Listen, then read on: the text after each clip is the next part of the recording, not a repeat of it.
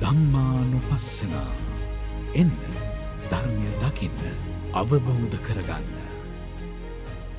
නමෝ තස්ස භගවතු අරහතෝ සම්මා සම්බුද්දස්ස. නමෝ තස්ස භගවතු අරහතෝ සම්මා සම්බුද්දස්ස. නමෝ තස්ස භගවතු අරහතෝ සම්මා සම්බුද්දස්ස. හැම දිනාටම තෙරුවන් සරණයි. සදැහැති වාසනාවන්ත පින්වත්නි, සිරිත් පරිදි බෞද්ධ රූපවාහිනිය ඔබ වෙත සෑම සඳුදාවකම පෙරවරුවේහි තිලින කරනු ලබන ධම්මානුපස්සන ධර්ම සාකච්ඡාව සමගිනුයි මෙලෙසින් අපි මුණ ගැහෙන්න සූදානම් වන්නේ. මේ උතුම් ධර්ම සාකච්ඡාව බොහෝ ප්‍රේක්ෂක ජනාදරයට පත්වෙච්ච සාකච්ඡාවක් බව ප්‍රේක්ෂක ඔබ සේම වැඩසටහන ඉදිරිපත් කරන අප දෙනම් වහන්සේ ඉතාම හොඳින් මේ වෙනකොට ප්‍රත්‍යක්ෂ කරගෙන අවබෝධ කරගෙන සිටින්නේ. බොහෝ දෙනා බොහොම කැමැත්තෙන් නරඹන වැඩසටහනක් බවට පත් වෙලා තිබෙනවා. බොහෝ දෙනාගේ දහම් ගැටළු වලට විසඳුම්, ප්‍රශ්න වලට පිළිතුරු ලබාගත හැකි වටිනා සාකච්ඡාවක් බවට පත් වෙලා තියෙනවා. ඉතින් බොහෝ දෙනා නරඹන මේ වැඩසටහනට දායකත්වය ලබා දීම තුලත් බොහෝ දෙනාගේ ධර්මඥානය පෝෂණය කරන්න දායක වුණා වෙනවා.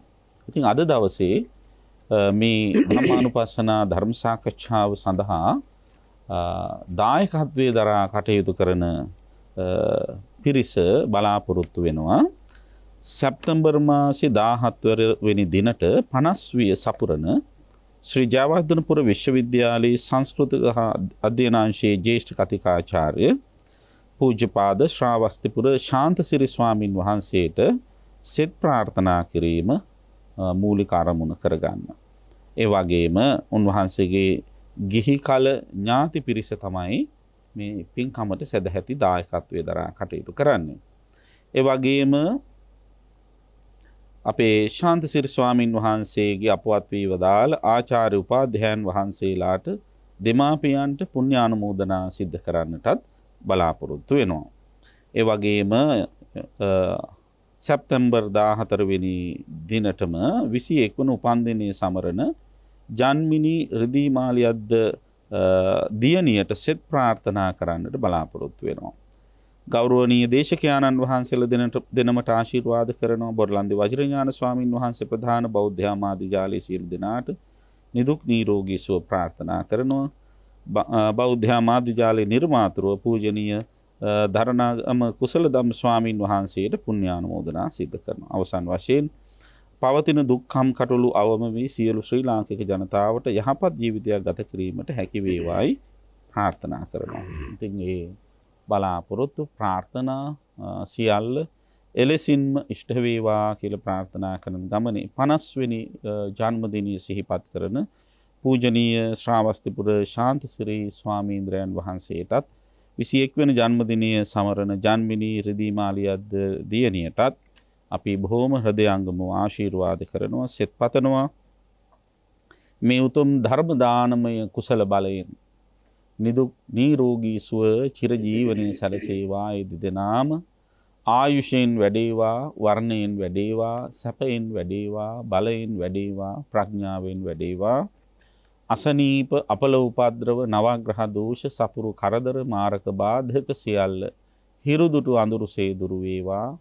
තබන පියවරක් පාසා, ගන්න හෙළන හුස්ම රැල්ලක් පාසා, ගෙවෙන විනාඩියක් තප්පරයක් පාසා රත්නත්‍රී සූවිසි මහගුණානුභාව බලය ආනුභාවය ආශිර්වාදයේ පූජනීය ශ්‍රාවස්තිපුර ශාන්තිසිර ස්වාමින් වහන්සේගේ ජන්මිනී රිදී මාලියද්ද දියණියගේ සිවි සම්මස් නහර ඇට මිදුළු දක්වා විනිවිද යමින් සර්වාරක්ෂාව සැලසේවා.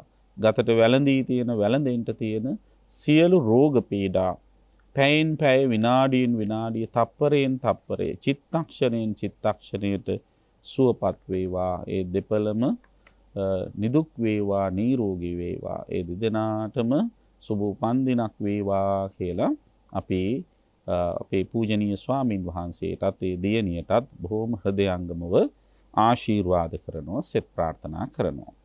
ඉතින් සිරිත් පරිදි අද ධර්ම සාකච්ඡාව සුපෝෂණය කිරීම සඳහා ධම් සභා මණ්ඩපයේට වැඩ කර සිටිනවා අපේ කල්යාණ මිත්‍රයන් වහන්සේ. තලවතුගොඩ ශ්‍රී ඥානාරාම භාවනා මධ්‍යස්ථානාධිපති, ඩුබායි ශ්‍රී ලංකාරාම බෞද්ධ මධ්‍යස්ථානාධිපති, මොරගහහේන ආරණ්‍ය සේනාසනාධිපති, ත්‍රිපිටකාචාර්ය, අභිධර්ම විශාරද, කර්මස්ථානාචාර්ය අපේ අතිපූජනීය මිරහවත්තේ පඤ්ඤාසිරි මාහිමිපාණන් වහන්සේ. අපි හාමුදුරු ඉතාම ගෞරවයෙන් පාද නමස්කාර පූර්වකව පිළිගන්නවා අපි හාමුදුරනේ.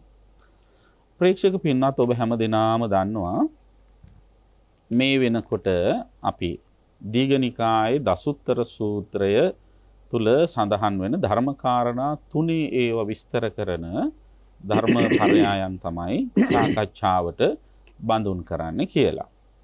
ඉතින් ඒ අනුව අද අපට විශේෂයෙන් දැනගත යුතු කාරණා තුනක් හැටියට අභිඤ්ඤේය ධර්මයන් හැටියට හඳුන්වන කාරණා තුනක් තමයි සාකච්ඡාවට බඳුන් කරන්න තිබෙන්නේ. ඉතින් මේ කාරණා පිළිබඳව ප්‍රමාණාත්මක සාකච්ඡාවක යෙදෙන්නයි අපි බලාපොරොත්තු වෙන්නේ. විශේෂයෙන්ම අපේ කල්යාණ මිත්‍රයන්න් වහන්සේ අභිධර්ම විශාරදයන් වහන්සේ කෙනෙක්. ඒ නිසා උන්වහන්සේ මේ සාකච්ඡාව තුළ අභිධර්ම කාරණා ඉස්මතු කරමින් ඔබට කරුණු කාරණා විස්තර කරලා දෙන්නට පෙළඹෙවි. ඒ අභිධර්ම දැනුමත් පදනම් කරගෙන ඔබට මෙතෙක් කල නොඇසූ, ඔබ මෙතෙක් කල නොදැගෙන සිටි වටිනා ධර්ම කාරණා රැසක් විග්‍රහ කරගන්න අපි බලාපොරොත්තු වෙනවා. අපි හාමුදුරනේ අපිට පැහැදිලි කරලා දෙන්න මේ අභිඤ්ඤේය ධර්ම කියන්නේ මොනවද? ඇයි ඒවට අභිඤ්ඤේය කියන වචනය විශේෂයෙන් දැනගත යුතුයි කියලා ඒව හඳුන්වන්නේ ඇයි කියන කාරණේ.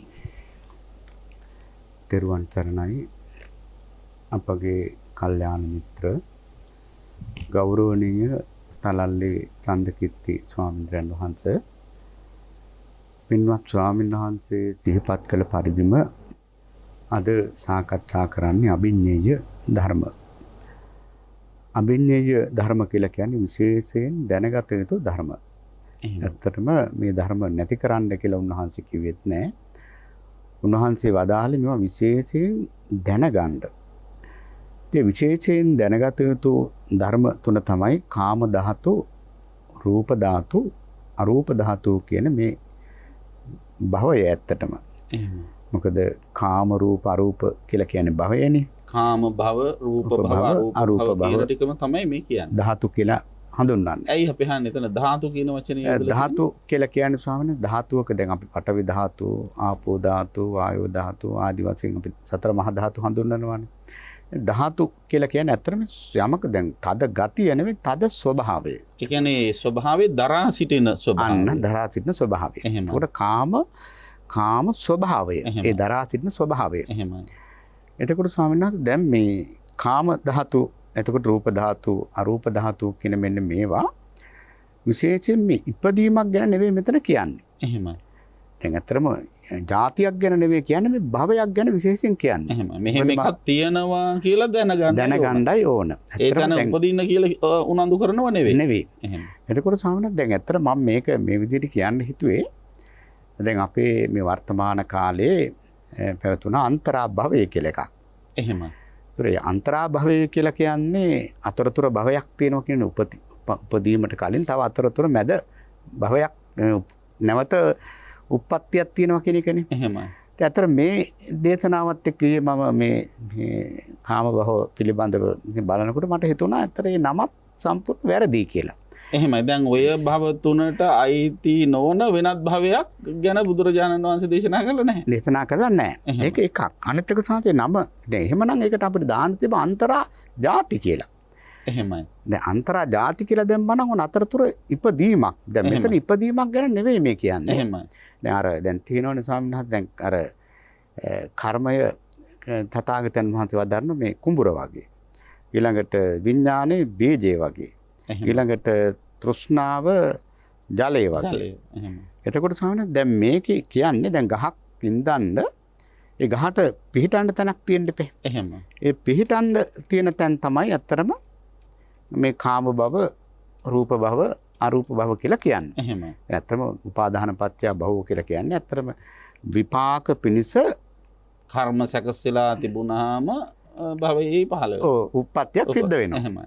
එතකොට ස්වාමීනාත් එහෙමනම් දැන් ඇත්තම දැන් මෙන්න මේ ටික බුදුරජාණන් වහන්සේ දැන් බලන්න මෙතනදී විශේෂයෙන් දැනගන්න මේ බව මේවා නිකන් ආවට ගියාට මේවා නැති කරන්න කියලා එකපාරම කිව්වේ නෑ. එහෙමයි. මේක විශේෂයෙන් දැනගත්තොත් අවබෝධය තිබුණොත් ඒ කාන්තේම මේකෙන් ගැලවෙන්න පුළුවන් කියන එක අපි හන්නේ දැන් විශේෂයෙන් දැනගන්න කියන එකෙන් මෙහෙමත් කියන්න පුළුවන්ද? දැන් මේ කාම භවය හෝ කාම ධාතුවේ හෝ රූප ධාතුවේ හෝ අරූප ධාතුවේ පහළ වෙනවා කියලා කියන්නේ මොන ධාතුවේ? දැන් අපි හිතනවනේ කාම ධාතුවට වැඩිය රූප ධාතුව හොඳයි, රූප ධාතුවට වැඩිය අරූප ධාතුව හොඳයි කියලානේ සාමාන්‍ය එහෙම හිතන්න පුළුවන් නේ. එතකොට විශේෂ දැනගැනීමකට ලක් වුණාම මේ කොතනක් තියෙන එකම දුකයි කියන එකත් ඒ තුල අන්තර්ගත වෙනවා. හරි සානත් ඒක තමයි. දැන් විශේෂයෙන් දැනගත යුතු කියන්නේ එතනත් අපිට හොඳට හිතන්න ඕන තැනක්. මොකද සාමනාංශ ඔහොම කියනකොට මට මතක් වුණේ අර එක භික්ෂුන් වහන්සේ නමක් තථාගතයන් වහන්සේ ළඟට හැමදාම යනවා, කමටහන් ගන්නවා, වාද අනුශාසන ලබනවා. දැන් මේ භික්ෂුව සෝහාන් වුණා, සකදාගාමි වුණා, අනාගාමි වුණා. එහෙම. දැන් අනාගාමි වෙලා මේ භික්ෂුන් වහන්සේ එතනින් පස්සේ තථාගතයන් වහන්සේ දැන් මේ භික්ෂුන් වහන්සේ නමකට කමටහන් දුන්නා. උන්වහන්සේ බොහොම අවදියෙන් කල්පනාවෙන් ඒ භික්ෂුවට මහා කරුණාවෙන් බලාගෙන ඉන්නවා. නමුත් මේ භික්ෂුන් වහන්සේ එහෙම කමටහන් ගන්න ආවේ නැහැ. එහෙම. ඊළඟට උන්වහන්සේ එහෙම නිශ්චල වුණා අනාගාමී වෙලා. ඒ වෙලාවේ බුදුරජාණන් වහන්සේ ඒකෙන් අදහස් කරන්නේ මේ නිවන් දකින්න උවමනාවක් නැහැ වගේ ස්වභාවයක් දෙහඳුරන්ට ඇතිවලද? ඒ පැහැදිලිවම. එහෙමයි. ඊට පස්සේ බුදුරජාණන් වහන්සේ ඒ ස්වාමීන් වහන්සේව කැඳවලා ඇහුවා මොකද භික්ෂුව දැන් මේ විදිහට මාර්ගඵල වලටපත් වුණා. ඇයි මෙතනින් එහාට යන්න අදහසක් නැද්ද? එහෙම.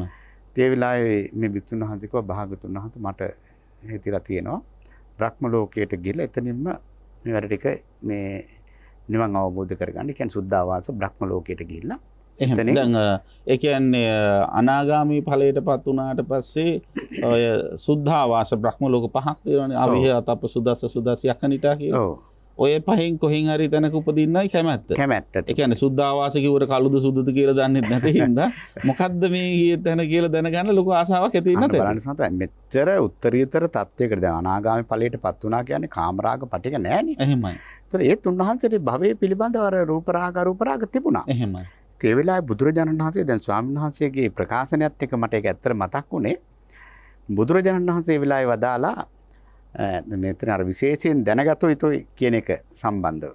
ඒ වෙලාවේ තථාගතයන් වහන්සේ වදාලා භික්ෂුව මම මොනම විදිහකටවත් මේ භවයක් නම් නැවත භවයක් විපාක පිණිස මේ කර්ම සකස් වීමක් කිසිසේත් වර්ණනා කරන්නේ නැහැ.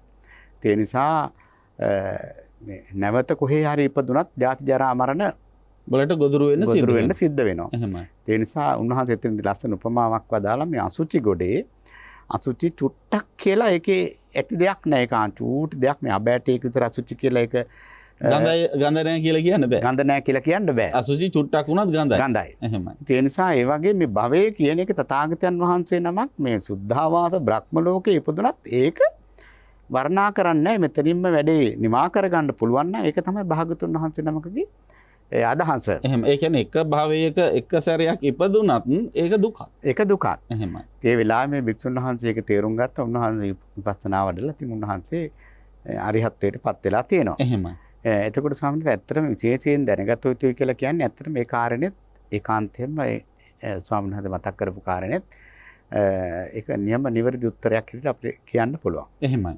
එතකොට කාම ධාතු, රූප ධාතු, අරූප ධාතු කියන මෙන්න මේ භවත්‍රය අපි හඳුර පැහැදිලි කරපු විදිහට භවත්‍රය පිළිබඳව ඇති කරගනු ලබන නිවැරදි දැනුම, විශේෂ දැනුම තමයි මෙතන වැදගත් වෙන්නේ.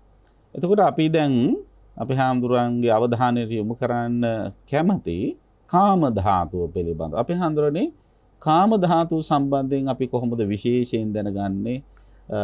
මොනවාද දැන් කාම වස්තු, කාම ධාතුව තුළ, කාම භවයේ තුළ කාම වස්තුන් තියෙනවා. ඒ කාම වස්තුන්ට ආසාව ඇති කරගත්ත නිසා කාම භවයේ ප්‍රතිසන්ධියක් ලබන්න සිද්ධ වුණා.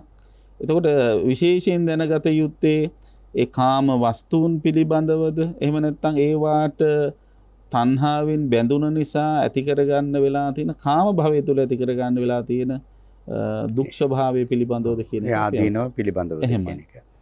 එතකොට ස්වාමීන් වහන්සේ ඇත්තටම දැන් කාම ධාතුව කියලා කිව්වහම අපිට මේ 11 කාම භූමියම ගන්න පුළුවන්. ඒ කියන්නේ සතර අපායයි, මනුස්ස ලෝකයයි, දිව්‍ය ලෝක 6යි. එහෙමයි. ඉතින් මේක තමයි කාම ධාතු, කාම භූමිය. එතකොට මේ කාම භූමිය සුගති දුගති වශයෙන් උත් අපිට බෙදන්න පුළුවන්. එහෙමයි. එතකොට සාන්ත අපි මුලින්ම මේ කාම භූමිය බුදුරජාණන් වහන්සේ ඇත්තටම මේක හීන කියන්නේ මේකේ බොහොම හීන ධර්මයක් හැටියට. එහෙමයි. දැන් හීනෝ ධම්මෝ පෝතුජ්ජනිකෝ කියලා තථාගතයන් වහන්සේ වදාළේ. එහෙමයි. ඒතර මේ කාමය උන්වහන්සේ කිසිසේත්ම මොනම දැන් මේක සුගති දුගති වශයෙන් බෙදන්න පුළුවන් වුණත් ඇත්තටම කාමය කියන එක උන්වහන්සේ අගය කරේ නැහැ. එහෙමයි. ඒක අපිට බෝසත් අවදී වුණත් තේරෙනවා. අර දැන් තේමිය ජාතකයේදී තේමිය කුමාරයා අවුරුදු 24ක් මේ කම්සප්ප විඳලා රජකම් කරලා අවුරුදු 84000ක් උසුපත් නරකවල දුක් විඳලා තියෙනවා. අවුරුදු කීයක් රජකම් කළාද? අවුරුදු 24ක්. එහෙමයි. එතකොට අවුරුදු 84000ක් කියලා තමයි ධර්මයේ සඳහන්. එහෙමයි. එතකොට දැන් මේ අර ජාති ස්මරණය අවුරුදු 2-5 රජකම් කරන අයටත් ඒක ඩබල් ට්‍රිපල් වෙලා සමහර වෙලාවට එහෙම තමයි විපාක විඳින්න වෙන්නේ. එහෙම තමයි. දැන් මොකද අපේ මාස දින ගණන් වලට නෙවෙයි අපායේ දිව්‍ය ලෝකේ දින ගණන් තියෙන්නේ. එහෙමයි. සමහරවිට අපේ එක දවසක් කියන්නේ දැන් ඔය උසුපත් නරකවල දැන් මේ සමහරවිට දවස් 9 ලක්ෂයක් එක දවසක්. එහෙමයි. එතකොට තේමයි විපාක දැන් දිව්‍ය ලෝක ඩබල් ට්‍රිපල් නේ මල්ටිපල් වෙලා විපාක ලැබෙනවා. ඔව් දැන් දිව්‍ය ලෝකේ වුණත් දැන් බලන්න ස්වාමීන් වහන්සේ දැන් අපේ එක දවසක් කියලා කියන්නේ දිව්‍ය ලෝකයට අවුරුදු 50ක් නේ චාතුම් මහරජික. එහෙමයි. අවුරුදු 50ක් එහෙ අපේ ඒ කියන්නේ මනුෂ්‍ය ලෝකේ අවුරුදු 50ක් එහෙ එක දවසයි. එක දවසයි. එහෙමයි. ඕක දැන් අනිත් දිව්‍ය ලෝක වලට එනකොට දැන් යාම තුසිත තාවතින්සට එනකොට අපේ අවුරුදු 100ක් එහෙ එක දවසයි. එක දවසයි. ඔය විදිහට 50න් 50 වැඩි වෙන්නේ. 50 එකට එකක් වැඩි වෙන්නේ. එකට එකක් වැඩි. එහෙමයි. එතකොට ස්වාමීන් වහන්සේ දැන් කොහොම වුණත් මේ කාමය කියන එක බුදුරජාණන් වහන්සේ කිසිසේත්ම උසස් දෙයක් හැටියට දේශනා කළා නැහැ. එහෙමයි. එතකොට මේ දැන් මේ කාම දැන් ස්වාමීන් වහන්සේ මතක් කරපු විදිහටම මේක අපි මේ දැන් කාම භව හැටියට ගන්නේ සතර අපායයි මනුෂ්‍ය ලෝකයයි කාමාවචර දිව්‍ය ලෝක 6යි කියන එක අපි අවධාරණය කරගත්තා. එහෙමයි. එතකොට සාහන දැන් අපි දැන් මෙතන ප්‍රතිසන්දි වශයෙන්මුත් අපි චුට්ටක් හිතන එක හොඳයි. දැන් අපි අකුසල් දැන් සිත් 12ක් තියෙනවා. ඒකෙන් අපි අකුසල් කරගෙන ඒ ප්‍රතිසන්දි වශයෙන් උපදින්නේ උපේක්ඛා සහගත ඒ අහේතුක සම්තිරණ හිතෙන් තමයි ස්වාමීන් වහන්සේ සතර අපාය. එහෙම නරක තිරිසන් പ്രേත අසුර. තිරිසන් പ്രേත අසුර. ඒ කියන්නේ අපේ එකම හිතද එතන බලපාන? ඒ සිතින් තමයි අහේතුක ඔකට කියන්නේ අහේතුක මේ අකුසල විපාක කියලා. එහෙමයි. අහේතුක අකුසල විපාක කියන්නේ උපේක්ඛා සහගත සම්තිරණ හිත. එහෙමයි. අකුසල විපාක පැත්තේ. ඒ සිතින් විතරමයි ස්වාමීන් වහන්සේ නරකේ උපදින්නේ, තිරිසන් අපාය උපදින්නේ, പ്രേත ලෝකේ උපදින්නේ, අසුරනිකාය උපදින්නේ. ඇයි එතකොට අපේ එකම හිතින් මැරෙනව නම් තැන් 4ක උපදින්නේ? ඒ තැන් 4ක උපදින්නේ ස්වාමීන් වහන්සේ ඒකත් හොඳ ප්‍රශ්නයක්. දැන් නරකේ උපදින්නේ ගොඩාක් දුරට සංඝ බේදය, ආනන්තරීය පාප කර්ම වගේ කරගත්ත මහා දරුණු ගණේ කරගත්ත අය තමයි අවීචි මහා නරකේ. ඊළඟට අර දැන් තියෙනවනේ සංජීව, කාලසූත්‍ර, සංඝාත, රෞරව, මහා රෞරව, තාප ප්‍රතාප, තාප ප්‍රතාප, අවීචි. එතකොට දැන් මේ වගේ ස්වාමීන් අර ඒ කරගත්ත කර්මයට අනුරූපව ඒ තැන්වල උපදිනවා. එහෙමයි. නමුත් ප්‍රතිසන්දි වශයෙන් නම් ඇත්තටම එකම ප්‍රතිසන්දි සිත තමයි ওই නරකයට යන්න තියෙන්නේ. එහෙමයි. එතකොට ඒ අකුසල විපාක සම්තිරණ සිත. ඒ අපේ හැමදෙර කියන්නේ ඒ හැම අකුසල කර්මයක් සම්බන්ධයෙන්ම පහළ වෙන ප්‍රතිසන්දි සිත සමානයි කියලා. සමානයි. පැහැදිලිවම සමානයි. කර්මය අනුව වෙනස් වෙලා යන තැන වෙනස් වෙනවා. වෙනස් වෙනවා. එහෙම. ඊළඟට සාන තව එකක් තියෙනවා. තව සිතක් අපි ඒකක් දැනගන්න ඕනේ. දැන් අහේතුක කුසල විපාක සම්තිරණ සිතක් කියලා තව සිතක් තියෙනවා. එහෙම. ඒකෙන් උපදින්නේ ඒ කියන්නේ ඒත් අහේතුක කියන්නේ එතන ද්‍රි හේතුක වගේ පුජ්‍යලයෝ. එහෙම. එතන ස්වාමීන් වහන්සේ දැන් ඇත්තටම දැන් මනුස්ස ලෝකේ වුණත් අන්ධ වෙලා උපදිනවා නම් ඉන්න ಜಾති අන්ධ ಜಾති මේ කියන්නේ කතා කරගන්න බදිර එහෙම ඊළඟට අය ගොලු අය එතකොට සානත ඒ වගේ උප්පත්ති ලබන්නේ අතර ඒක කුසල විපාකයක් ඒකත්. එතකොට හිතා ගන්නකො දැන් මනුලොව ගොළුෙක් වෙලා, බිහිරෙක් වෙලා, මම්මනෙක් වෙලා, පිස්සෙක් වෙලා, නිකන් මුතු වෙලා උපදින්නෙත් ඒකත් යම් අහේතුක කුසල විපාක. අහේතුක කුසල විපාකයක්. එහෙමයි. එතකොට අහේතුක අකුසල විපාකවල විපාක අපිට හිතා ගන්න පුළුවන් නේ. එතන අපි හන්දර බැලුවොත් ලෝභය, අලෝභ, අද්වේෂ කියන කුසල සිත් තියෙන්න පුළුවන්. එතන ඇත්තටම ඥාන විප්පයුත්ත වෙලා ගොඩාක් මෝහය ප්‍රශ්නේ තමයි තියෙන්නේ. මෝහ ප්‍රශ්නේ තමයි තියෙන්නේ. එහෙමයි. එතකොට ස්වාමීන් වහන්සේ දැන් මම අපි කිව්වේ මේ නිකන් මන්ද බුද්ධික තත්වයෙන් උපදින අය. එතකොට සන්නත දැන් ඊළඟට දැන් ওই අසුර නිකායේ තියෙන අපි ඒකත් පොඩ්ඩක් දැනගන්න ඕනේ. දැන් අපි ගත්තොත් බුමාටු දෙවිවරු ඉන්නවා. එහෙමයි. එතකොට දැන් මේ බුමාටු දෙවිවරු දැන් ගස්කල් වලට අධිග්‍රහිත දෙවිවරු ඉන්නවා.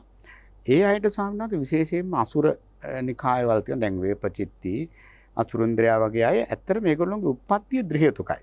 එහෙම. හැබැයි ඒගොල්ලන්ට ත්‍රි හේතුක ප්‍රවෘත්ති විපාක ලැබෙනවා. ඒ කියන්නේ හොඳට සැප සම්පත් විඳින්න ඒ අවස්ථා තියෙනවා. ඒගොල්ලන්ට තියෙන බරපතල ප්‍රශ්නයක් තමයි ඒගොල්ලන්ට මාර්ගඵල ලබන්න බෑ. එහෙම. ඒක තමයි ඒගොල්ලන්ට තියෙන ප්‍රධානම දේ. එතකොට දැන් අකුසල දැන් කුසල විපාක ඔය අහේතුක කුසල් වලින් ඉපදුනහම දැන් සමහර මේ දැන් යක්ෂයන්ට වගේ එහෙම මාර්ගඵල ලබන්න අවස්ථා ලැබිලා තියෙනව නේද අපි? ඔව් සමහර යක්ෂයන්ට පුළුවන් සම්මත. දැන් ආලවක වගේ යක්ෂයෝ ආලවක එහෙමයි සෝහන් ඵලයටපත් වුණානේ. නමුත් දැන් අපි මම කිව්වේ දැන් ඔය බුමාටු දෙවිවරු ඉන්නවා. දැන් ඇත්තට මේගොල්ලෝ ඇත්තටම අයිති වෙන්නේ චාතු මහරජකයට. චාතු මහරජකේ දැන් සතරවරන් දෙවි චාතු මහරජකේ කියලා කියන්නේත් ඔය දසරාෂ්ට්‍ර විරූඪ විරූපාක්ෂ වෛශ්‍රමණ කියන සතරවරන් දෙවියන්ගේ මේ පාලනයේ යටතේ තියෙන ඒක ගොඩක් වෙලාට මේ චාතුර් මහරජකේ කියන්නේ තමයි මේ මනුෂ්‍ය ලෝකයේ ආසන්නයේම තියෙන පැහැදිලි ලෝකයක්. දැන් ඇත්තටම දැන් චාතු මහරජකේ ඉහළම සැප විඳින දෙවි කොටසක් ඉන්නවා. ඊට පහලින් ඒ අයට කියන්නේ ආකාශට්ට දෙවියන්ද? ඔව් ඒ අය ආකාශට්ට දෙවියෝ වශයෙන් කියන්න පුළුවන්. ඒතර ඇත්තටම දැන් ඔය දිව්‍ය ලෝක පවතින්නේ ධර්මයේ සඳහන් වන්නේ දැන් අපේ මනුලෝකේ ඉඳලා යොදුන් 15000ක් උඩින් තමයි චාතු මහරජකේ තියෙනවා කියලා සඳහන් වෙන්නේ. එහෙමයි. එතකොට දැන් ඒක සූත්‍ර දේශනාවල කොහෙවත් නෑ මං හිතන්නේ අටුවාවල සහ අභිධර්ම පොත්වල තියෙනවා. එහෙමයි. එතකොට දැන් ඊළඟ දිව්‍ය ලෝකේ තවත් 15000ක් උඩින්. එහෙමයි. ඒ විදිහට තමයි නෑ 15000 නිසා දැන් පොඩි වැරදීමක් වුණා. අපාය තමයි ස්වාමීන් පොළවෙන් පහළ දැන් 15000ක් යොදුන්. යොදුන් 15000. යොදුනක් කියන්නේ ඇතැම්ම 16ක්. 16ක්. ඒ වගේ 15000ක් දැන් අපි හිතමු දැන් සංජීව නරකය කියලා හිතමුකෝ. එහෙමයි. සංජීව නරකයේ තියෙන මේ මහ පොළොවේ ඉඳලා යොදුන් 15000ක් යටින්. එහෙමයි. දිව්‍ය ලෝකේ ස්වාමීන් වහන්සේ තියෙන්නේ දැන් චාතු මහරජික දිව්‍ය ලෝකේ. එතකොට දැන් මහ පොළොවේ සිට යොදුන් 15000ක් යටින් කියලා කිව්වම අපි හඳුනන්නේ සමහරට මේ පෘථුවියේ මහ පොළොවේ නොවෙන්නත් පුළුවන්. නොවෙන්නත් පුළුවන්. හිල් කරගෙන යොදුනක් කියලා කියන්නේ ඒක ලොකු ගාණන්නේ. යොදුනක් කිය සතපුම් කිලෝමීටර. යොදුනක් සතපුම් 16ක් නම් ඔව්. ඒ වගේ 15000ක්. එහෙමයි. එතකොට දැන් දිව්‍ය ලෝකේ ස්වාමීන් වහන්සේ උඩ තියෙන්නේ 15000 නෙවෙයි. එතන තියෙන්නේ ධර්මයේ සඳහන් වෙලා තියෙන්නේ අටුවාවල හැබැයි 42000ක්. එහෙමයි. ඒතර යොදුන් 42000ක් උඩ තමයි චාතු මහරජකේ තියෙන්නේ. දැන් අපි අහන්නේ මේ ප්‍රශ්නේ ආපු හින්දා අහන්න. දැන් අපි දකිනවා මේ දැන් හඳ ග්‍රහ වස්තුවක් විදිහට අපි දකිනවා. ඊළඟට බ්‍රහස්පති ග්‍රහයද සිකුරු ග්‍රහයද ඔය ආදී වශයෙන් එක මේ ග්‍රහ මණ්ඩලයේ ග්‍රහ වස්තුන් අපි දකිනවා. එතකොට ඇයි අපිට මේ දිව්‍ය ලෝක ඔය විදිහට දැක ගන්න බැරි අපි හඳුරන්නේ? ඒක තමයි දැන් කොයි දේවල් ඒක අපේ දර්ශන පතෙන් ගොඩක් ඈතද මේ ග්‍රහ වස්තු වලින් ඈත තියෙන එකක්ද? මොකද්ද මේ එක මනුෂ්‍ය ඇසට දර්ශනීය නොවන විදිහේ තත්වයක්ද එතන තියෙන්නේ? මොකද්ද හේතුව? සානක මෙහෙම දෙයක්ත් තියෙන. එතන පැති කීපයක්ම අපිට හිතන්න පුළුවන්. ඒක ධර්මතාවයක් හැටියට හිතන්න පුළුවන් ප්‍රධානම දේ තමයි දැන් අපි පැහැදිලිවම මේ මිනිස්සුෙකුට දැන් අපිට හිතන්න අපිට දිව්‍ය ලෝකෙත් හොඳට පේනවා නම් අපායත් හොඳට පේනවා නම් මිනිස්සු ඇත්තටම අප්‍රමාදීව ඉස්සරහට යයි. ඒ දැන් බයයිනේ මේ අපායේ අර කටොඹුල් ගහේ යන විදිහ ඒ දුක් විඳින විදිහ ඇත් පණ අපිට පේනවා නම් මිනිස්සු කිසිසේත්ම වැරදි කරන්නේ නැහැ. එහෙමයි. ඒතකොට ඒ නිසා දැන් මේ භව පැවැත්මට ධර්මතාවයක් හැටියට දැන් මට හිතෙනවා ඒවා එහෙම දැන් ඒ කියන්නේ මොගලන් මහරහතන් වහන්සේ බණ කියනකොට උන්වහන්සේ වටාපත උඩට කරනකොට දිව්‍ය ලෝකෙ පේනවා වටාපත පහත් කරනකොට උන්වහන්සේ එහෙම විශේෂ ධර්ම අදිෂ්ඨාන බලය අදිෂ්ඨාන බලය උන්වහන්සේ වටාපත පහත් කරනකොට මිනිසුන්ට දැන් අපාය ගැන කියනකොට මිනිසුන්ට අපාය පේන්න ගන්නවා එහෙම ඉතින් උන්වහන්සේ දැන් ඇත්තටම දැන් අන්‍ය තීර්ථකයෝ වෙනත් අය මේ මොගලන් මහරහතන් වහන්සේ කෙරේ ගොඩාක්ම වෛරය බැඳගත්තා කියන්නේ මොකද මේ බණ අහන්න යන මිනිස්සු අහුවෙනවා කියන්නේ ඒගොල්ලෝ කෙලින්ම සසර බිය උපද්දවල ධර්මයේ පැතර නැඹුරු කරනවා. ඒකෙන් ඒගොල්ලොන්ට පිරිස අඩු වෙනවා. එහෙමයි. ඒ නිසා තමයි ඇත්තටම උන්වහන්සේ මරවන්න පවා ඒගොල්ලෝ තීරණය කරේ. එහෙමයි. ඒතර දැන් අපේ හාමුදුරුවෝ දිව්‍ය ලෝකයේ පිළිබඳව යම් අදහසක් අපට ඉදිරිපත් කළා. ඒ වගේම මට හිතෙනවා අපේ හැඳරනේ මෙහෙම දැන් සාමාන්‍යයෙන් දිව්‍ය ලෝකයේ කියන එකේ දෙවියෝ සාමාන්‍ය මිනිස්සුන්ගේ ඇසට පේන්නේ නැති තරම් සියුම් ශරීර තියෙන උදවිය. එතකොට දැන් එක අවස්ථාවකදී අපේ හැඳරනේ සඳහන් වෙනුනේ දවසක් එක්තරා දෙවියෙක් හත්තක කියලා දෙවියෙක් බුදුරජාණන් වහන්සේ වෙතට පැමිණිලා බුදුරජාණන් වහන්සේට වැඳලා එතන හිටගත්තලු බිම.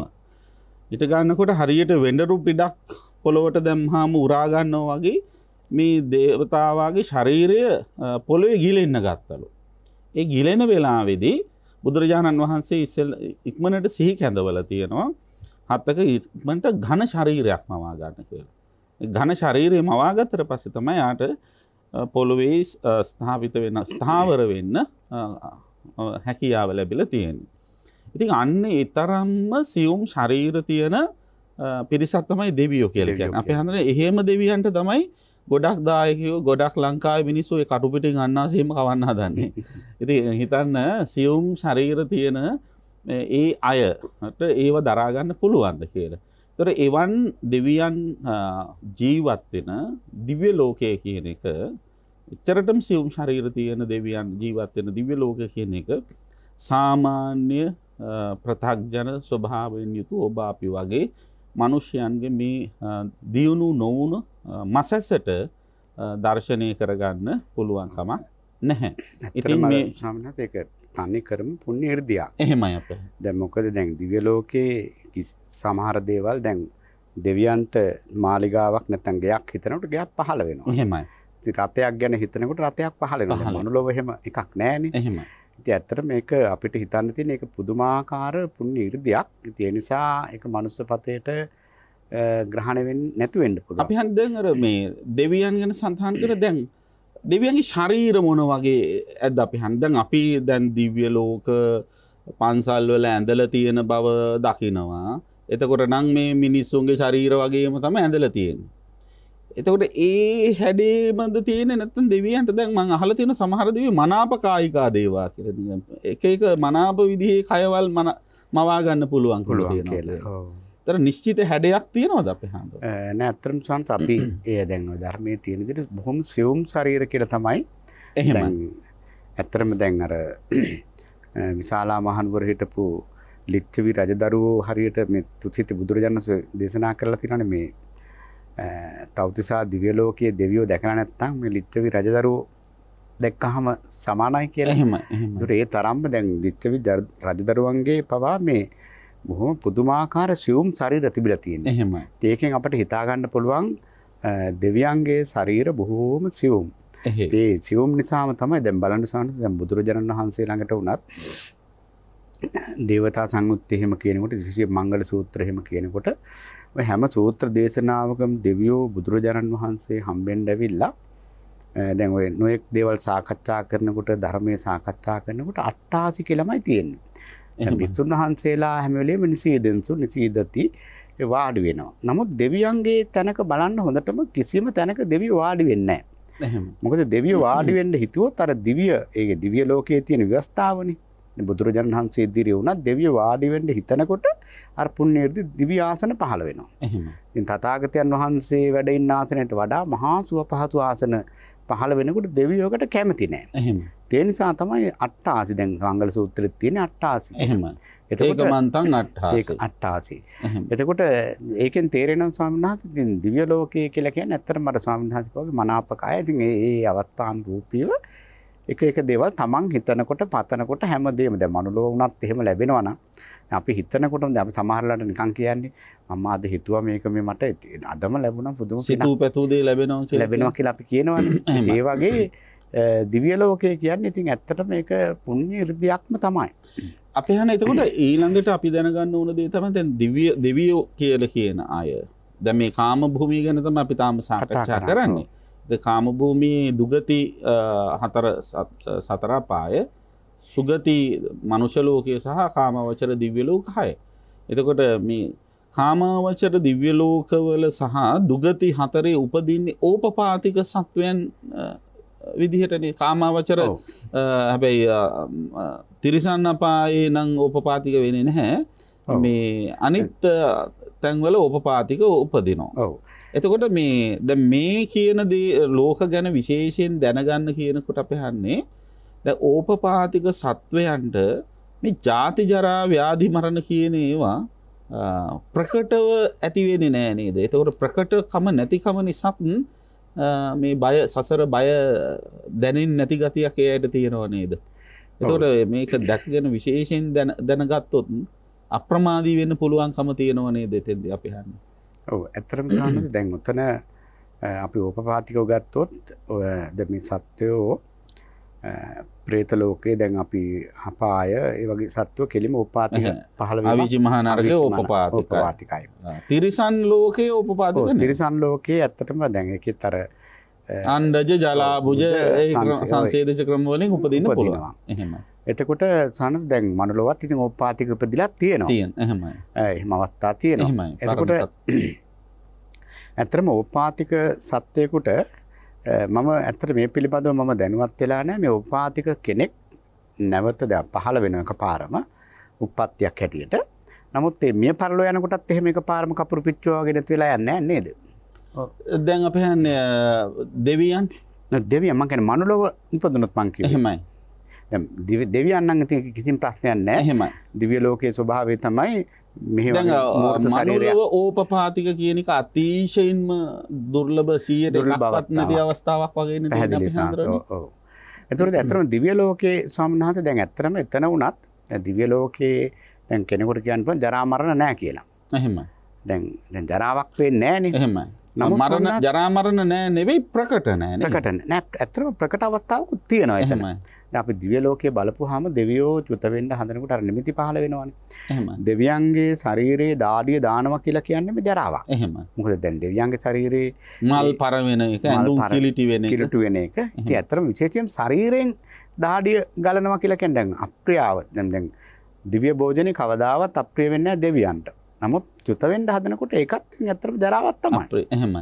දැන් මෙහෙම ප්‍රශ්නයක් තියෙනවනේ අපි හන්නේ දැන් අපිට ජාති ජරා ව්‍යාධි මරණ දේවල් දැනගන්න පුළුවන් අවුරුදු 75කින් 50කින් 60කින් එහෙම නැත්නම් 80කින් ඔය ආදි වශයෙන් කෙටි කාලයකින්.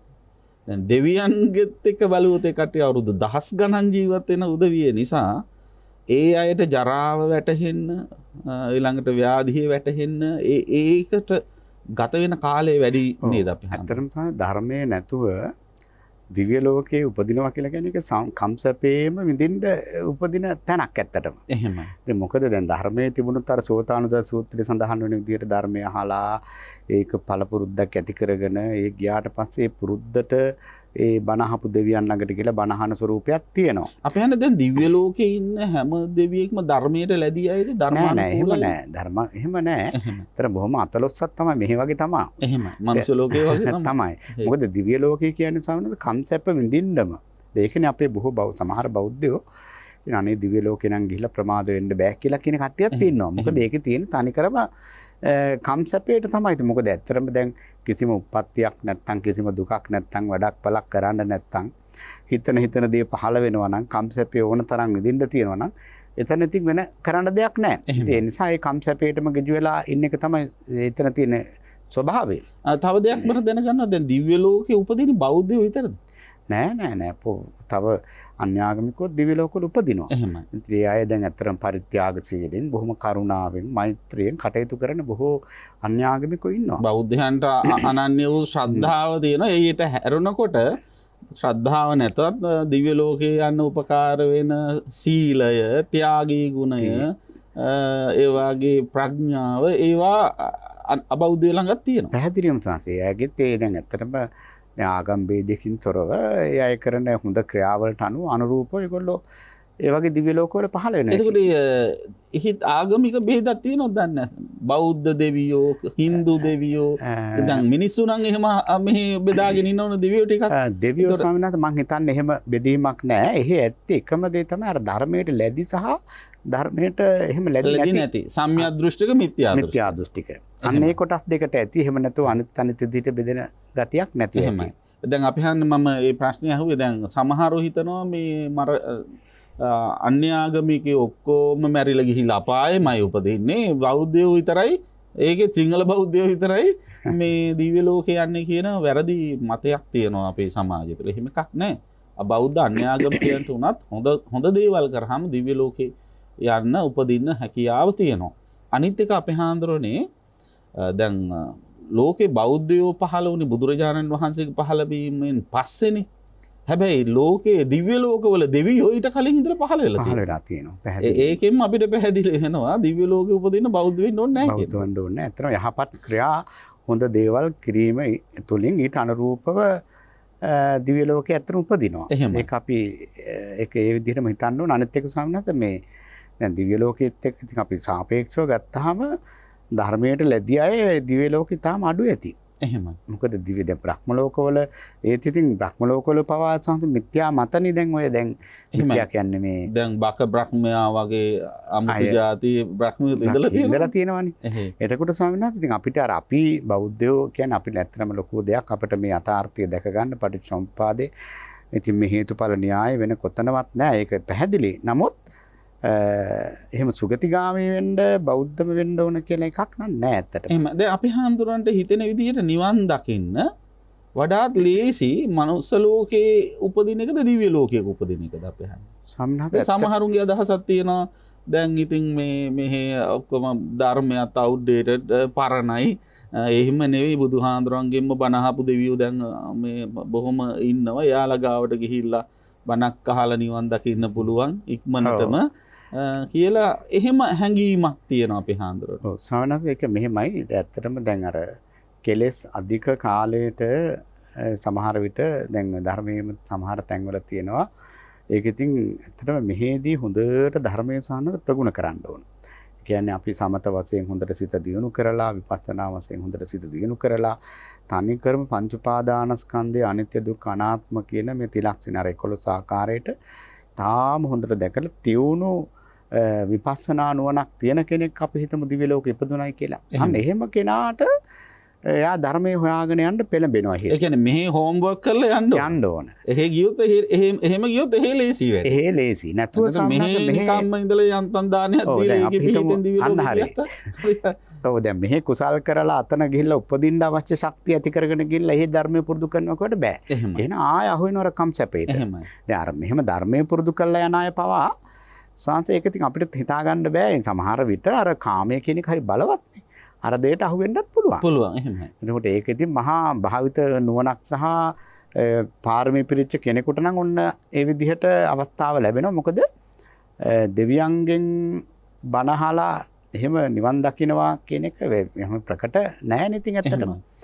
අනිත් එක අපි හඳුනන්නේ දැන් සාංශාරික දුක දැනෙන ස්වභාවය අනුව බැලුවහමත් මනුෂ්‍ය ලෝකයේ ඔය දුක කියන එක වැඩියෙන් දැනෙනකොට දුකෙන් නිදහස් වෙන්න තියෙන උවමනාවත් ඒ තුලම ඇති වෙනවනේ අපි හන්නේ. ඇති වෙනවා. සැප විඳ ඉන්න කෙනෙකුට දුකයි කියලා කිව්වට මොන දුකද මම මේ සැපට ඉන්නේ මම මොනවද මේ මහන්සි වෙන්නේ කියලා එහෙම මන්ද උත්සාහයක් ඇති. අනිත් එක සාන්තර අර ඉස්සෙල්ලා අහපු ප්‍රශ්නෙත් එක්ක ටිකක් දැන් මනෝලෝවදී දැන් සමහර කාලවල වලට සාන්ත කෙලස් බලවත් වෙන කාලොත් තියෙනවා. එහෙම. දැන් අපි දැන් ගත්තාම දැන් මේ කාලවල වල ඇත්තටම මහා කෙලස් බලවත් වෙලා කොච්චර බණ කිව්වත් මොනවා කරත් මිනිස්සු කෙලස් පැත්තටම ඇදිලා යන ගතිය වැඩි.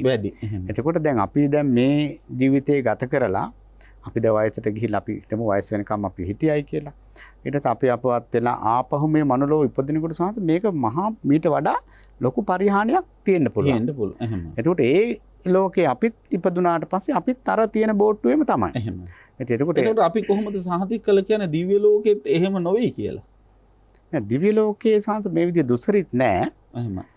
නමුත් අර දැන් දහමට ලැබියාව නැති මිත්‍යා දෘෂ්ටික දෙවියොත් ඉන්නවනේ. ඉන්නවා දැන් අපි ගිහිල්ලා එහෙම මිත්‍යා දෘෂ්ටික දෙවියෝ කොටසක් මැද්දේ පහළ වුණොත් එතකොට දෘෂ්ටියම වෙනස් වෙලා යනවනේ අපි හඳුනන. ඔව් එහෙම නෑ දැන් සංස එහෙමයි. ඉතින් ඇත්තටම අර අපි යමක් දැනගෙන ඒක පුරුදු කරලා ගියාට පස්සේ මට හිතෙන දේ මම කියන්නේ. එහෙම ගියාට පස්සේ අර නියම ධර්මයේ කියන දෙවරු හම්බෙන්න පුළුවන්. එහෙම ඒක පැහැදිලි අපහන. අනේ අදහස් වශයෙන් එකතු වීම සිද්ධ වෙනවා. අන්න හරිය. ධාතු සෝබික්කවේ සත්තා සංසන්දෙන්ති සමෙන්ති කියපුවකද මෙහි ශ්‍රද්ධා සීලාදී ගුණධර්ම දියුණු කරලා ගියා නම් ඒ ලැබෙන තැනත් ඒ වගේම පරිසරයක් තියෙන ලැබෙනවා. දැන් ඇත්තට දැන් මනුලව උනත් සානත් බලන්නකො දැන් ඇත්තටම ඒ පුජ්‍යලයෝ හරියට එකතු වෙනවනේ. එහෙම. බුලත් පිට කන මනුස්සයා බුලත් පිට කන මනුස්සයාත් එක්ක හිතවත් වෙනවා. දැන් බොන මනුස්සයා කොහේ ගියත් බොන මනුස්සයෙක් එකතු කර ගන්නවානේ. එහෙම. ඒකට ධර්මයට ලැබි මනුස්සයා දැන් කොහේ හරි චාරිකාවක් ගියත් විනෝද ගමනක් ගියත් ධර්මයට ලැබි දෙන්නේ කිඩොත් ඒ දෙන්න එකතු වෙනවා. එහෙම. දැන් හෙන්රි ස්ටීල් ඕල්කට් තුමා ඇමරිකාවේ ඉපදුනත් අන්තිමට ධර්මය හොයාගෙන කොහොමද ලංකාවට ආවනේ. ඒ වගේ ධර්ම අතීතයේ ධර්මය භාවිතා කරලා තියෙන කෙනා ඒ තැන්වලට ස්වභාවයෙන්ම ඇදිලා යනවා ඇත්තටම. එතකොට අපි හන්නේ දැන් මම හිතන්නේ මේ අපි කාම භූමි ගැන කාම ධාතුව ගැන ගොඩක් කතා කරන්න තියෙනවා. ඇත්තටම ඒකේ දිස්වාංශ පොඩ්ඩක් මගේ හැරුණා වගේ හිතෙනවා. දැන් කාම භූමිය ගැන අපි අර අපාය භූමිය වලටත් ඒ වගේම මේ අහේතුක කුසල භූමිය වලටත් ඒ උපදින සිත් දෙක ගැන කිව්වා. එහෙමයි. කාඩුපාඩුවක් වගේ තමයි මේ මනුස්ස ලෝකයටත් දිව්‍ය ලෝකයටත් පහළ වෙන සිත් අපි නාමිකව හරි මතක් කරන එක වටිනවා. දැන් මොකද මහා කුසල් සිත් 8න් තමයි ඒක මොන එක දැන් පළවෙනි සිතෙන් වෙන්නත් පුළුවන්. ඔය සිත් 8ෙන්ම ප්‍රතිසන්දි ගන්න පුළුවන්. එහෙම. විපාක සිත් වලින්. එතකොට දැන් මනුස්ස ලෝකෙත් ඒ වගේම දිව්‍ය ලෝකවලත් ඔය කියන මහා කුසල් සිත් 8 විපාක හැටියට දිව්‍ය ලෝක 6ත් ඒ වගේම මනුස්ස ලෝකෙත් උපදින්න පුළුවන්. එහෙමයි. එතකොට ඔය කියන ප්‍රතිසන්දි විඥාණයට උපකාර වෙන සිත් ටික අපි හාමුදුරු මතක් කළා. ඉතින් මූලිකවම මේ කාම ධාතුව පිළිබඳව විශේෂයෙන් දැනගන්නනේ කිව්වේ. ඒතර විශේෂයෙන් දැන ගැනීම ඇත්තට මොකටද විශේෂයෙන් දැනගන්න වෙන දෙයකට නෙවෙයි. සත්‍ය අවබෝධ කරගන්න. නිවන් දකින්න විශේෂයෙන් දැනගන්න ඕන. එතකොට මේ කියන සිත් වලින් පහළ වුණ ඔය කියන කාම ධාතුවේ සුගති දුගති වශයෙන් බෙදෙන මේ සතර අපායේද මනුෂ්‍ය ලෝකයේද දිව්‍ය ලෝක හයේද තියෙන්නේ ඒ ජාති ජරා ව්‍යාධි මරණ ශෝක පරිදේව දුක්ඛ දෝමනස උපායාස කියන දුක්ම තමයි. එතකොට ආන්න ඒවාට මුහුණ දෙන්න වෙනවා මේ කියන කාම ධාතුවේ කාම භවයේ පහළ වුණාම කියන එක විශේෂයෙන්ම දැනගන්න ඕනේ. එහෙම දැනගන්න කෙනා නැවත නැවත එවන් භවයකට යන්න තියෙන කැමැත්ත අඩු කරගන්න වෑයම් කරනවා. අපි හඳුනන දෙවනි සහ තුන්වෙනි ධාතු භව දෙක රූප ධාතු සහ අරූප ධාතු පිළිබඳවත් අපිට කාලයට ගැලපෙන විදිහට කරුණු ටිකක් විස්තර කරලා බලමු. ඔව් දැන් ස්වාමීන් වහන්සේ ඊළඟට රූප ධාතුව. ඒ රූප භවය කියන එක තමයි ඉතින් ඇත්තට. එහෙමයි. ඒ රූප භව ස්වාමීන් වහන්සේ දැන් ධර්මයේ සඳහන් වෙනවා 16ක්. රූපාවචර බ්‍රහ්ම ලෝක 16. එහෙමයි. එතකොට දැන් ඒක තල වශයෙන් ඒක දැන් අපි ප්‍රථම අධ්‍යාන, ဒုတိ ය අධ්‍යාන, තෘතිය අධ්‍යාන, චතුර්ථ අධ්‍යාන, පංචම අධ්‍යාන. ඒතර සානත් දැන් සූත්‍ර පිටකයේ බොහෝ චතුර්ථ අධ්‍යාන එහෙමයි. එහෙමත් උගන්වනවා පංචම අධ්‍යාන විදිහටත් උගන්වනවා. එතකොට දැන් මේ රූපාවචර බ්‍රහ්ම ලෝකයේ තියෙන ඇත්තටම රූපේ තියෙන ප්‍රකටවම. එහෙමයි. එතකොට දැන් අපි පඨම අධ්‍යාන තලයේ කියලා කිව්වම දැන් බ්‍රහ්ම පාරිසජ්ජ, බ්‍රහ්ම පුරෝහිත, මහා බ්‍රහ්ම. මේ තල තුන පඨම අධ්‍යාන භූමිය. එහෙමයි. ඊළඟට පරිත්තාබ අප්‍රමාණ පරිත්තාබ අපමාන ආබත්තර. එහෙමයි. මේ ဒုတိ ය අධ්‍යාන භූමිය. එහෙමයි. ඊළඟට පරිත්ත සුභ අප්‍රමාණ සුභ සුභ කින්නක. මේ තති අධ්‍යාන භූමිය. ඊළඟට අසඤ්ඤ සත්ත්‍ය වේහප්පල අසඤ්ඤ සත්ත්‍ය. එහෙමයි. මේ ස්වාමීන් වහන්සේ චතුත්ථ අධ්‍යාන භූමිය. ඊළඟට අවීහ අතප්ප සුදස්ස අකනිට්ට කියන මේ සුද්ධාවාස පංචම අධ්‍යාන හැටියට හඳුන්වනවා. එතකොට ස්වාමීන් දැන් මේකෙදි මොකක් හරි කර්මස්ථානයක් ආනාපාන සති කර්මස්ථානයක් කියලා හිතමුකෝ. දැන් මේ කර්මස්ථානයක් මුල් කරගෙන දැන් මේ කාම භූමිය කෙරෙහි කලකිරිලා මේක ඇති දෙයක් නැහැ කියලා මේ කාමයට වඩා ඒක ඉක්මවලා ඊට වඩා උත්තරීතර තත්වයකටපත් වෙන්න භාවනා කිරීම තුළින්ම තමයි ඇත්තටම රූපාවචර බඹතලවල උපදින්න අවස්ථාව. ඒ කියන්නේ අර ප්‍රථම ධ්‍යාන, ද්විතීය ධ්‍යාන ආදී ධ්‍යාන සිත් උපදවගෙන ධ්‍යාන වලින් එම ධ්‍යාන වලින් පිරිහෙන්නේ නැතුව මරණයටපත් වෙන අය තමයි උපදින්නේ. ඔව් එතනත් ඇත්තටම අවධාරණ ස්වාමීන් වහන්සේ මතක් කරපු හොඳයි. මොකද දැන් අපි මේ ජීවිතේ පඨම ධ්‍යානයක් උපදවා ගත්තා කියලා පඨම ධ්‍යාන බ්‍රහ්ම ලෝකෙ උපදින්නේ නැහැ. එහෙම. ඒ මරණ මොහොතේ මේ ජීවිතේ වර්තමාන ජීවිතේ ඒ මරණ මොහොතේ ඒ ධ්‍යානයෙන් පිරිහිලා තිබුණ නැත්නම් පරිහානියටපත් වෙලා තිබුණ නැත්නම් තමයි අපි පඨම ධ්‍යාන බ්‍රහ්මතලයක උපදින්නේ. එහෙමයි. එතකොට දැන් මේ ජීවිතේ පඨම ධ්‍යාන, ද්විතීය ධ්‍යාන, චතුර්ථ ධ්‍යාන, පංචම ධ්‍යාන දක්වා උපදවලා තිබ්බත් ඒක පරිහානියටපත් වෙලා තිබ්බනම් එයාට ඒ බඹතලයක උපදින්න අවස්ථාවක් නැහැ. එහෙමයි. එතකොට සාහනද දැන් මේ රූපාවචර බ්‍රහ්ම ලෝකවල දැන් ඒක තමයි ඉතින් දැන් මේවට ගියාම මේ අනිත්‍ය දුක්ඛ අනාත්ම කියන දැන් මේවා අහන්න ලැබෙනකොට අර දැන් තථාගතයන් වහන්සේ මේ ධර්ම දේශනා කරනකොට මේ දිව්‍ය ලෝකවල බ්‍රහ්ම ලෝකවල දෙවියෝ බ්‍රහ්මයෝ නිකන් තැතිගත්තා කියලා කියන්නේ බියෙන් සලිත වෙලා ගියා. බියෙන් සලිත වෙලා ගියා. මොකද මේගොල්ලෝ නිට්ටයයි සුඛයි ආත්මයි කියන සංඥාව තුළ තමයි හිටියේ. එහෙම. එතකොට දැන් දීර්ඝ කාලයක් නොවෙනස්ව එක දිගට තිබෙන හින්දා එයාලා හිතන නැති මේ වෙනස් වෙන්නේ නැහැ නිට්ටයයි. වෙනස් වෙන්නේ නැහැ කියලා. දැන් ඇත්තටම දැන් සාන්ත බලන්න දැන් පඨම ධ්‍යාන තලවල දැන් ගත්තොත් අසංකේය දැන් පඨම ධ්‍යාන භූමියේ පළවෙනි දැන් අපි තියෙන තල තුනක්. එහෙම.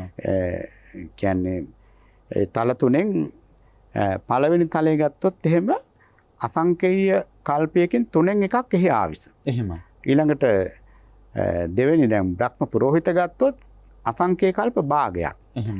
ඊළඟට මහා බ්‍රහ්ම ගත්තොත් අසංකේය කල්පයක්. ඊළඟට පරිත්තාබ එහෙම ගත්තාම දැන් අසංකේය කල්ප හතරක්නේ මහා කල්පයක් කියන්නේ. ඒතර මහා කල්ප එකක් තියෙනවා එහි ආයුෂ. එහෙම. ඊළඟට සාන්ත ඔය විදිහට රූපාවචර කල්ප ගණනාවක් එක දිගට බඹතලයක පහළ වෙලා ඉන්න පුළුවන්. දැන් අපි ගත්තොත් එහෙම මේ දැන් අසඤ්ඤ සත්‍ය වේහප්පල වගේ ගත්තාම කල්ප 500ක්. එහෙම. අසංකේය කල්ප. එහෙම. ඊළඟට ස්වාමීන් වහන්සේ දැන් මහා කල්ප වශයෙන් ගත්තොත් ඒ කියන්නේ අපි හඳුනන ඒ අනුව බැලුවාම බුදුරජාණන් වහන්සේලා සෑහෙන ප්‍රමාණයක් මනුෂ්‍ය ලෝකේ පහළ වෙලා පිරිනිවන් පානකම් අර බ්‍රහ්ම ලෝකවල ඉන්නවා පැහැදිලිවම සාන්ත. හැබැයි එතන අසංකේය කල්ප. දැන් අපි දැන් මහා කල්ප ගත්තොත් එහෙම දැන් අන්තිම දැන් අපේ බුදුරජාණන් වහන්සේ සාරාංශික කල්ප ලක්ෂයක් පෙරම් පුරලානේ මේ බුද්ධත්වයටපත් උනේ. එතකොට දැන් අපි දැන් එහෙමනම් සාවන දැන් ආකාසානංචායතන බ්‍රහ්ම ලෝකේ පළවෙනි එක ගත්තොත් අරූපාවචර. එහි ආයුෂ තියෙනවා මහා කල්ප 20000ක්. එතකොට බුදුරජාණන් වහන්සේලා කීනමක් පහළ වෙලා පිරිනුවම් පාන්න පුළුවන්ද? ඒ කියන්නේ ඒ උත්තරීතර භාග්‍ය සම්පන්න අවස්ථා එකකින්වත් ප්‍රයෝජනයක් ලැබෙන්නේ නැහැ. මේ වගේ තැන්වල අෂ්ට දුෂ්ටක්ෂණය කියලා අර තියෙන්නේ අර ඒ නිවන් දකින්න බැරි එක්තරා හේතුවක් තමයි ඒ වගේ බ්‍රහ්ම ලෝකයක ඉපදීම. එහෙමයි. දැන් එතකොට දැන් බලන්න දැන් ඒතර විශේෂයෙන් දැක ගන්නව දැන ගන්නව කියන්නේ මම මේ වගේ උපදින එක මහා තේරුමක් නැති වැඩ කියලා දැනගන්න එක නේද අපි. පැහැදිලිවම ඇත්තටම සාංශ කියන එක හරි දැන්. නමුත් ඉතින් අර අබුද්ධෝත්පාද කාලවලට ඒවට ඇලිලා ගැලිලා දැන් එතකොට දැන් බලන්න ස්වාමීන් වහන්සේ දැන් ඔය අපි කාල වේලාව මදි නමුත් අපි නේව සංඥා නා සංඥා අන්තිම බමතලයේ ගැන ගත්තොත් ආයුෂ තියෙනවා කල්ප 84000. එහෙමයි. ඒතර කල්ප 84000ක් කිව්වහම නිකන් හිතා ගන්න බැරි කාලයක්. එතකොට ඒ අයට මේක නිට්ටයයි සුඛයි ආත්මයි කියලා හිතෙන එක ඉතින් අහන්න දෙයක් නෙවෙයි. එහෙමයි. ඉතින් ඒ අනුව ඒකයි ඇත්තටම ස්වාමීන් වහන්සේ කිව්වා වගේ මේක විශේෂයෙන්ම දැනගන්න කිව්වේ කොතෙන්ට ගියත් මේක ආපහු බිඳුවට එනවා. ඒතකොට අපි හන්නේ දැන් නේව සංඥානා සංඥායතන වගේ ආයතන තැනක පහළ වුණාම බුදු කෙනෙක් පහළ වුණාය කියලා දන්නෙත් නැතුව. දන්නෙත් නැහැ. ඒතකොට ඒ අය සලිත වෙන්නේ නැතුව ඇති එහෙමනම්. ඔව් ඒ අය ඉතින් සලිත වෙන්නේ නැතුව ඇති සමහරලාට. ඒ කියන්නේ මේ බුදුරජාණන් වහන්සේගේ දැන් රූපාවචර බ්‍රහ්ම ලෝකෙන් දැන් මේ අපි ඒකෝකාර බ්‍රහ්ම ලෝක ගත්තාම අපි යන්නේ ඒකත් අපිට පොඩ්ඩක් විස්තර කරලා දෙන්න. දැන් ඒකවෝකාර චතුවෝකාර පංචවෝකාර කියන අන්නේ ඒ බෙදීම මොකක්ද? දැන් ඒකෝකාර කියලා කියන්නේ සංස දැන් ඇත්තටම අපි ගත්තොත් දැන් අසඤ්ඤ සත්‍යයේ ඒකෝකාරයි. ඒ කියන්නේ ඒකේ රූපස්කන්ධේ පමණයි තියෙන්නේ. දැන් මේ ඕකාර කියන එකෙන් අදහස් කරන්නේ ස්කන්ධ කියන වචනේ ස්කන්ධ කියන එක. ඔව්. එතකොට එක ස්කන්ධයයි මේකේ තියෙන්නේ ප්‍රකට වෙන්නේ. එහෙමයි. ඒ රූපස්කන්ධේ විතරයි. ඔව් දැන් අපිට රූපස්කන්ධය කියලා කියමු රූපය කියලා කොහොමද දැන් මේ අපිට පේන්න තියෙන නිකන් මේ ඉස්සරහා තියෙන ගලක් කණුවක් මොකක් හරි දෙයක් වගේ රූපයක්නේ. එහෙමයි. එහෙම එකක් ජීවයක් කියලා කියන්න බෑනේ. එහෙමයි. නමුත් එතන අර ප්‍රකට වෙන්නේ රූපස්කන්ධේ පමණයි. ඒ කියන්නේ වේදනා සංඥා සංකාර විඥාන තියෙනව අප්‍රකටව. අප්‍රකටව තියෙන ඒව දැනෙන්නේ. මොකද නැත්තම් එහෙමයි. නැත්තම් සත්වයක් වෙන්න බෑ. සත්‍යක් වෙන්න බෑනේ. එහෙමයි. ඉතින් ඒකට ඒක තමයි නිකන් පිළිම තියුවා වගේ ඇති තැන් තැන්වල. එහෙම තමයි ඇත්තේ ඉතින්. දැන් ඒකට ඇවිදින්නේ මොනවත් කරන්නේ නැහැ කට්ටිය.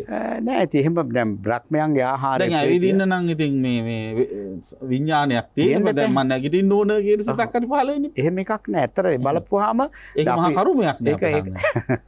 ඒක තමයි දැන් කාම ලෝකයේ ඉඳලා අපි හිතන විදිහට ඒක නිකන් මහා කර්මයක් තමයි. එහෙමයි. නමුත් එතෙන්ට ගිහිල්ලා ඉතින් මොනම අරමුණක්වත් නැතුව එහෙම ඉන්න එක ඉතින් සැපයක් ඇති. එහෙම සැපයක් කියලා හිතන අය ඉන්නවා. ඉන්නවා. එහෙමයි.